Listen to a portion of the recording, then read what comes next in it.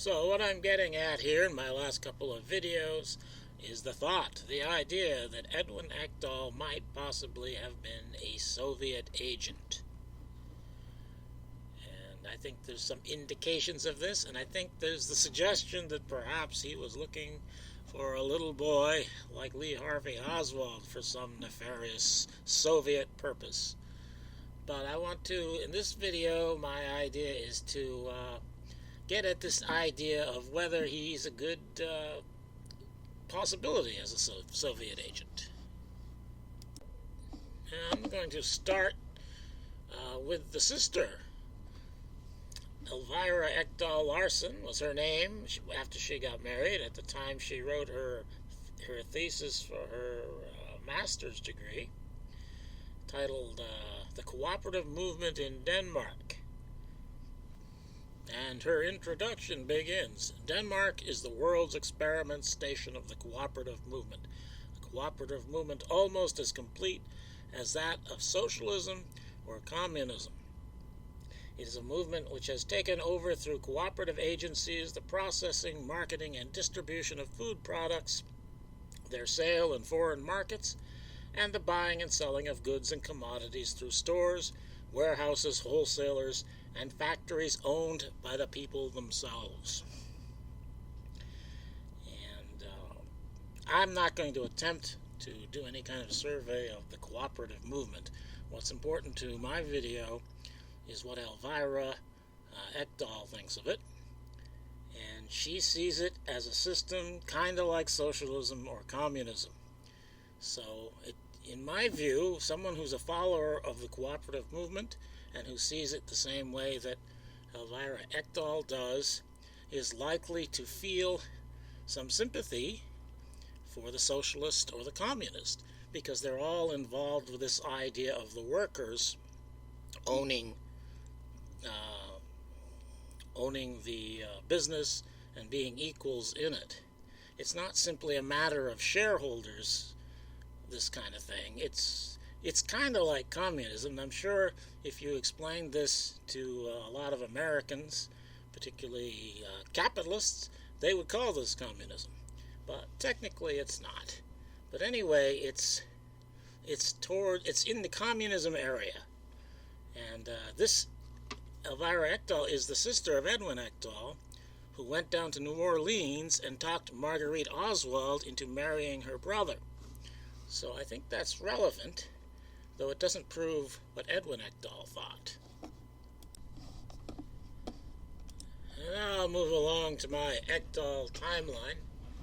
There's not a huge amount of information on Ekdahl, but this is what I've been able to put together. Elvira Ekdahl was born in Denmark, presumably before 1895, and I say that because Edwin was born in 1895 and he was born in Boston. And the usual way these things work is that people move from the old world to the new world, so I'm just assuming she was born before 1895, before they moved to Boston. Though I can't prove that. And then in 1895, Edwin Ekdahl was born. In 1916, he graduated from MIT with a degree in engineering. He worked in electrical engineering later, so presumably it's electrical engineering degree from MIT. And this is important, I think, because at this time, that is from like 1920 into the 50s at least, the Soviet Union was very interested in gaining technology from foreign sources and the United States. And famously, there were electrical engineers who were Soviet agents. So he's right in the ballpark, or right down their alley. I have read somewhere that he served in the U.S. Navy. I have no hard evidence to prove that, but if he did, then it would be about the time in there after he graduated from MIT. Now in 1919, again, this is someone has told me, though I have not seen the document, that there's an Edwin Ekdahl passport that indicates that he went to China in 1919. In any case, he was there by 1925 when he married Rasmina Emilia Hansen. in Shanghai. Now, this date of when he went there is interesting because John Dewey also went to China in 1919, and he stayed there for 2 years. I'm no expert on John Dewey, but he's generally called an American philosopher, and he was very interested in politics, and his ideas would very much coincide with the ideas of someone in the cooperative movement. I don't know that he championed the cooperative movement, but he was certainly a lefty. He was certainly interested in democracy in the workplace and that sort of thing. And he was very, according to what I've read on Wikipedia, he was very popular and influential as a speaker in China for 2 years. And this seems to be the same time that Edwin Ekdahl is there. And then in 1931, Rasmina and Edwin have a son whom they named Dewey. I think it's a good bet, and this idea is not original with me, but I think it's a good bet they named their son after Dewey. And I think this is an indication, well, it's not proof, of the political views of Edwin Ekdahl, and presumably also Rasmina, though she does not play much of a role in this story. So I take this as evidence implying that Edwin Ekdahl's politics are similar to his sister's politics, and that he would be a desirable target for Soviet recruitment. Whether he was or not, he's the kind of guy they would like to have, and presumably he might be willing to cooperate in Soviet espionage for ideological reasons, and maybe they wouldn't have to pay him so much.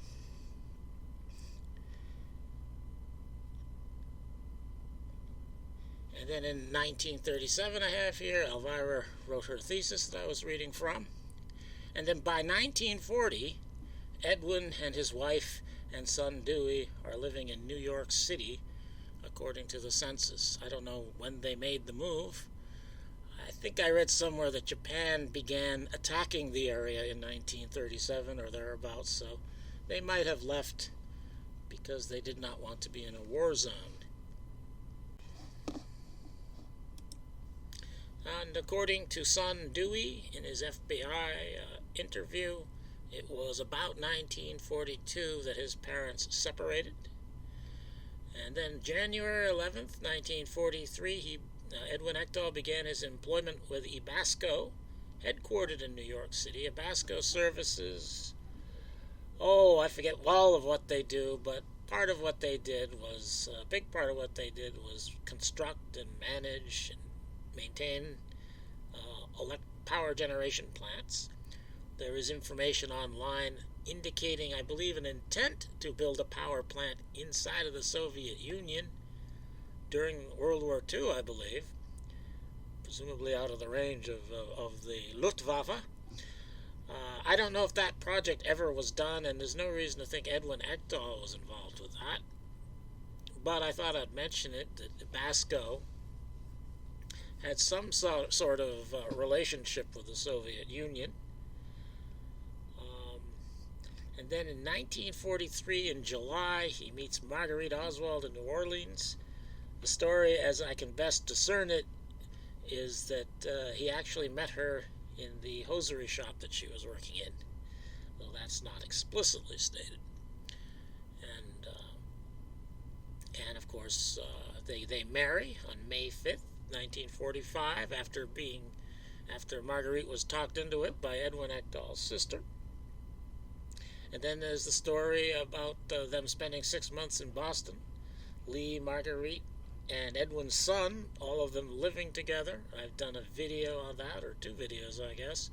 And my videos reveal that the story is apparently not true. Apparently, at least, it was not Dewey that they lived with, Ekdahl's official story son. Maybe there was some other son by some other mother, or maybe it was somebody else entirely. I don't know. And in 1948, they got divorced, and the divorce lawyer was Fred Korth, or that was Edwin Ekdahl's divorce lawyer. Fred Korth later became JFK's Secretary of the Navy after John Connally resigned to run for governor in Texas. Now, the Fred Korth involvement here does not imply Soviet agent in the sense that I don't think that Fred Korth was any kind of Soviet agent. But the fact that Fred Korth rose to a very high level in the government might have something to do with his involvement with Edwin Ekdahl. Now, this is from the divorce lawsuit. You can see Fred Korth's signature on it. Well, part of what is sought by the plaintiff here is that the defendant, Marguerite Oswald, be ordered to return plaintiff's 1944 diary and other private papers and the rest. But what I'm interested in is the 1944 diary and other private papers. If Edwin Ekdahl was traveling all over the country at this time, and no doubt interacting with other electrical engineers, and no doubt his diary, I don't think it's like a 12-year-old dear diary, 12-year-old girl's dear diary or something. I think it's probably a business sort of diary where he keeps information on his contacts and that sort of thing. And who knows what those other private papers are? Who knows why Marguerite would have taken them and why she would have to be ordered by the court to return them. But in any case, if Edwin Ekdahl is some kind of Soviet agent, then that diary might be valuable information for American counterintelligence. And Fred Korth being the lawyer, I think it's very likely that the diary and private papers would pass through his hands before Ekdahl got them back. That is, they probably would be turned over to the lawyer or the law firm. Well, I'm not certain of that, but I think it's possible that maybe Fred Korth provided information to American intelligence based upon the contents of Ekdahl's diary. That, of course, is just blind speculation, but it might explain his subsequent meteoric rise, and it might explain his involvement in this case in the first place. If Edwin Ekdahl had been suspected by the FBI or whoever, presumably it would be the FBI, then they might have requested that Korth be put on this case. Ekdahl doesn't come from Texas. This is where the divorce occurs, in Fort Worth, so he doesn't have his regular lawyer, if he had a regular lawyer. The lawyer was probably provided by the Texas Electric place he was working at, the Fort Worth Electric. Well, I forget the name of it, but anyway, it's probably a company-provided lawyer. That's probably the only reason Fred Korth is involved in this divorce case. And the reason I think that Fred Korth might have provided intelligence information on Ekdahl involves some reverse engineering on my part. That is, examining the facts of the case, I get the feeling that Oswald himself is some kind of agent for the Soviet Union or Cuba, but that American intelligence knows all about it. So this fits my theory,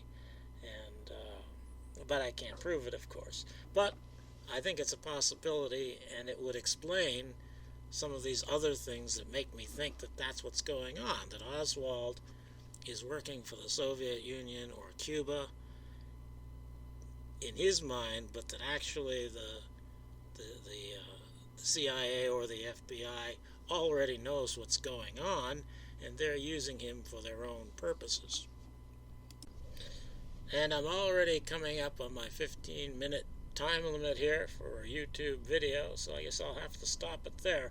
But that's the theory that I've got stuck in my head that I can't get out, that Oswald is working for the Soviet Union or Cuba or both, and that the American intelligence has known about it for a long time, that they knew about it not because Oswald at 9 years old was an agent, but they knew about Ekdahl, and so they kept an eye on Oswald. That's what I'm thinking nowadays, anyway.